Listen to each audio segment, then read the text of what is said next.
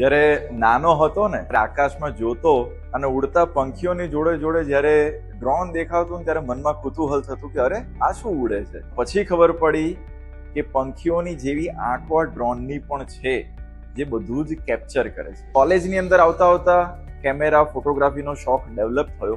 ત્યારે તેઓ રૂપિયા ક્યાં તે હતું નહીં, તો બીજા મિત્રોના કેમેરાની અંદર એ શીખતા અને કરતા.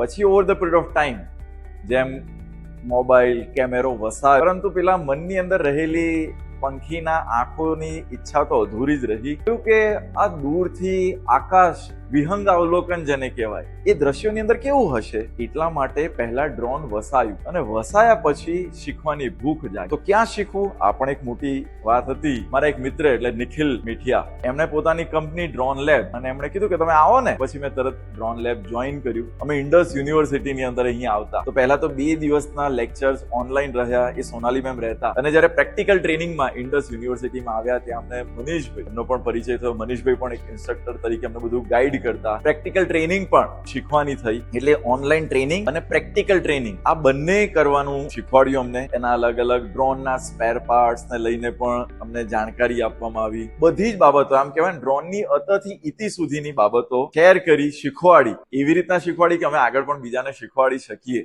એવું આ ડ્રોન લેબ અને ઇન્ડસ યુનિવર્સિટીના સંલગ્ન સાથે જ હું હિતાંશ જૈન. હવે મને ગર્વ થાય કે હા, મેં આ ડ્રોનની ટ્રેનિંગ લઈ લીધી છે અને હું પણ એને ઉડાડી શકી. ધન્યવાદ.